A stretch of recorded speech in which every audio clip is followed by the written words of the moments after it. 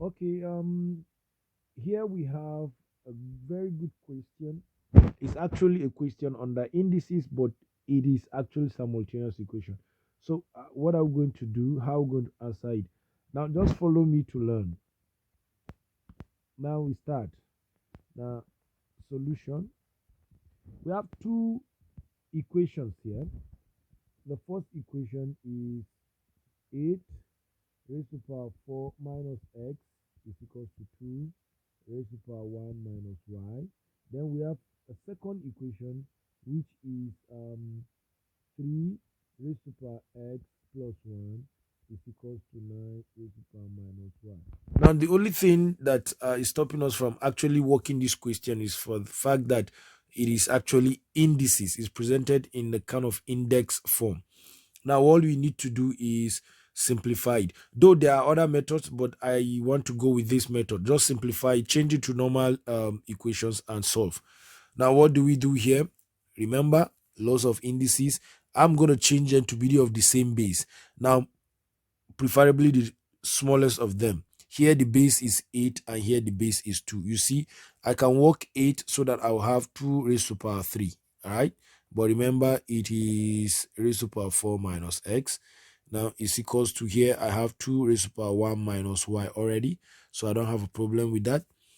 Then here becomes 2 raised to power 3 into 4 minus x. All right. Remember, we said if you have a base raised to power, a particular power and raised to another power, then the solution or the expression turns to x raised to power n times m. That's exactly what I've used here. So it's equals to, we have 2 raised to power 1 minus y. All right.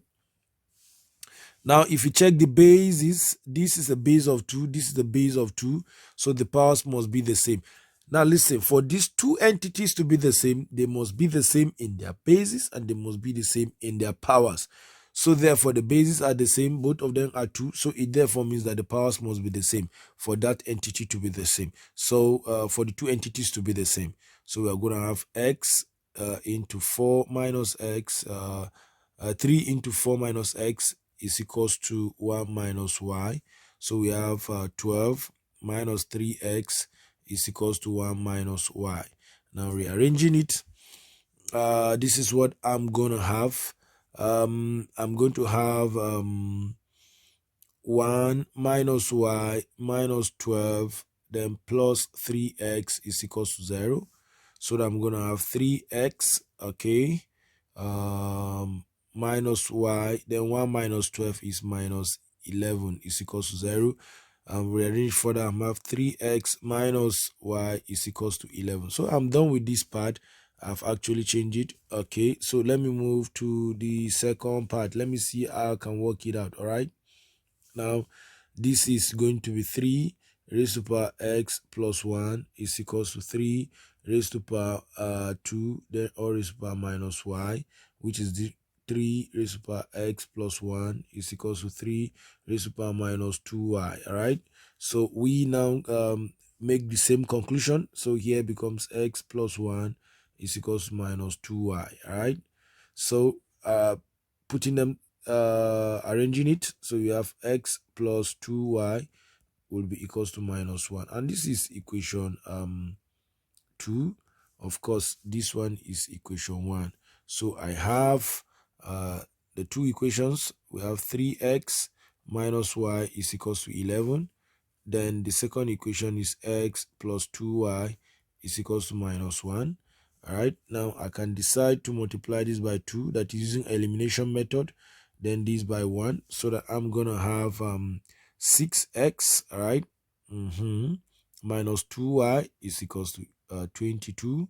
Then I'm gonna have x plus 2y is equals to minus 1. All right, so now, since I'm eliminating y, I'm going to be adding here. So I'm going to have 7x, of course, this is 0, is equals to, here is 21. So I have 7x is equals to 21. All right. So x is the same thing as saying 21 all over 7. So my x is equals to 3. So I'm done with having x. Now let me move and quickly get my y. All right. Now put it in any of the equations. So let me pick a very simple equation.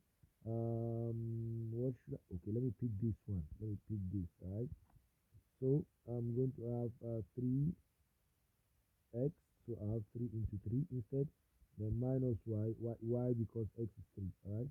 Then is equals to 11. Now if you check this out, this is going to be 9 minus y is equals to 11. Now 9 moving over to this, I have minus y is equals to 11 minus 9. So minus y is equals to, I have 2, of course, but I'm looking for y, not minus y. So multiplying through by negative or dividing through by negative, anyone you're comfortable with, you're going to have y is equals to minus 2. Now, in a nutshell, we've solved the question. We've gotten our x and y. Alright, so don't forget to subscribe for more videos.